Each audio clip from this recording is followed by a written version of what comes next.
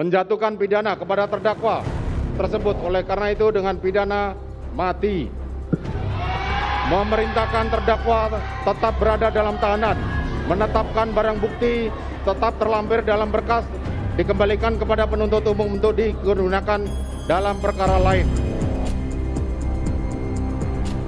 Jumpa lagi di Opini Budiman. Sempat ramai rumor yang muncul ke permukaan bahwa akan ada diskon hukuman Majelis Pengadilan Banding atas Ferdy Sambo, seorang wartawan senior yang banyak menekuni dunia peradilan, pernah memberikan informasi kepada saya bahwa ada ruang untuk memberikan keringanan hukuman kepada Sambo menjadi tidak lagi hukuman mati.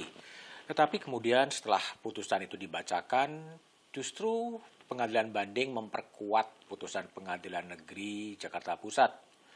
5 hakim banding menolak permohonan banding dari Ferdy Sambo.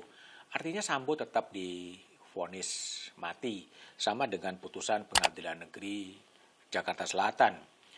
Artinya sudah 8 orang hakim, 3 hakim di Pengadilan Negeri dan 5 hakim di Pengadilan Banding yang bersepakat bahwa Sambo terbukti melakukan pembunuhan berencana terhadap ajudannya sendiri, Nopriansah Yosua Huta Barat. 5 orang hakim banding dan 3 orang hakim tingkat pertama.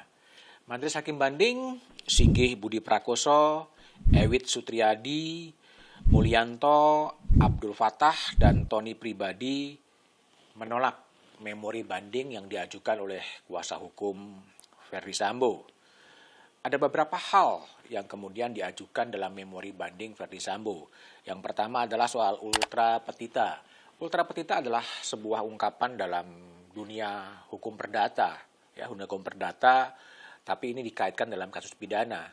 Ketika jaksa penuntut umum kemudian menuntut seumur hidup dan kemudian divonis hakim hukuman mati, itu dikonstruksikan sebagai putusan hakim melebihi tuntutan dari jaksa.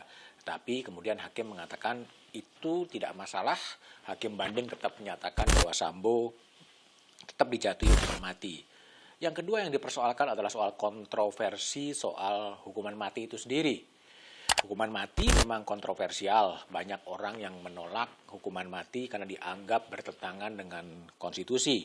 Tetapi faktanya Majelis Hakim Banding mengatakan bahwa Mahkamah Konstitusi telah berkali-kali menguji soal hukuman mati dan tetap dinyatakan sebagai konstitusional.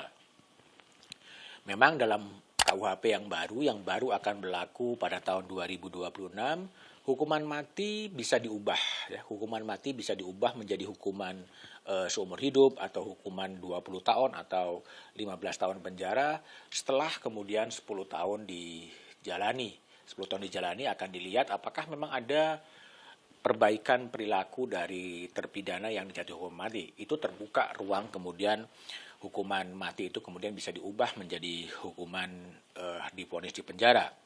Nah, tentunya ini adalah butuh waktu menuju ke sana. KUHP itu baru berlaku pada tahun 2026, tetapi upaya hukum yang tetap bisa dijalankan oleh Ferdy Sambo tetap bisa dilalui. Yang pertama tentunya adalah kasasi. Kasasi adalah instrumen hukum yang diberikan kepada Sambo dan terdakwa lain untuk mengajukan kasasi di level Mahkamah Agung. Setelah kasasi masih ada lagi upaya hukum yang namanya peninjauan kembali. Setelah kasasi diputuskan, jika tidak setuju kemudian bisa mengajukan peninjauan kembali. Ruang-ruang itu masih sangat terbuka bagi Ferdy Sambo untuk memperjuangkan haknya untuk tetap bisa hidup. Sehingga setelah ruang-ruang itu tertutup masih ada jalan lagi, yaitu jalan permintaan gerasi kepada Presiden. Jalan-jalan hukum itulah yang pasti akan dimanfaatkan oleh Ferdy Sambo untuk menyelamatkan dirinya dari vonis mati. Tetapi yang menarik selain kontroversi dari hukuman mati dan vonis Pengadilan Banding yang tetap menyatakan bahwa Sambo dihukum mati adalah sebetulnya motif. Motif ini sama sekali tidak pernah terungkap. Ya, motif ini sama sekali tidak pernah terungkap. Di Pengadilan Banding, motif itu dianggap tidak perlu dibuktikan. Karena itu adalah tidak perlu dibuktikan, yang fakta yang terbuka adalah bahwa Sambo terlibat dalam penembakan terhadap Yosua Huta Barat. Tetapi tanpa adanya motif, tanpa ada kejelasan soal motif, cerita ini menjadi tidak lengkap. Sebetulnya apa dan mengapa kemudian Verdi Sambo memerintahkan Richard Eliezer untuk menembak Yosua Huta Barat. Dalam persidangan di tingkat pertama, Putri mengatakan dia mengalami pelecehan seksual. Dia mengalami kekerasan seksual.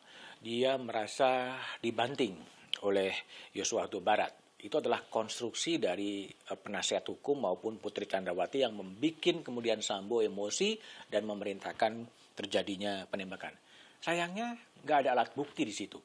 Tidak ada alat bukti selain penilaian dari psikologi apa yang terjadi kepada Putri Candrawati. Itu pada level pengakuannya Putri Candrawati dan Verdi Sambo yang dibangun oleh kuasa hukumnya. Jaksa mengatakan bahwa yang terjadi adalah perselingkuhan antara Putri dengan Yosua Huta Barat. Tapi sama-sama juga tidak ada saksi, tidak ada bukti soal perselingkuhan itu. Sehingga tuduhan kekerasan seksual atau tuduhan terjadinya perselingkuhan sama-sama kabur. Majelis Hakim Pengadilan Negeri Jakarta Selatan kemudian menyebutkan ada sakit hati dari Putri kepada Yosua. Tapi sakit hati karena apa? Itu juga tidak jelas, tidak pernah terungkap. Dan sampai kepada kemudian muncul di pengadilan banding, Majelis Hakim Banding tetap mengatakan motif tidak perlu dibuktikan. Motifnya ada, tetapi apa motif itu ada perbedaan pendapat. Ada yang Putri mengatakan terjadi kekerasan seksual, jaksa menyebutkan terjadi perselingkuhan, lalu kemudian Majelis Hakim pertama mengatakan terjadi sakit hati, dan itu tidak jelas sebetulnya apa. Nah, inilah yang tetap menjadi misteri dalam kasus Verdi Sambo adalah meskipun vonis 8 hakim telah dijatuhkan putusan, tapi apa motifnya sampai kemudian Verdi Sambo kemudian memerintahkan kepada Richard Eliezer untuk menembak Yosua tetap menjadi misteri dan tetap menjadi gelap.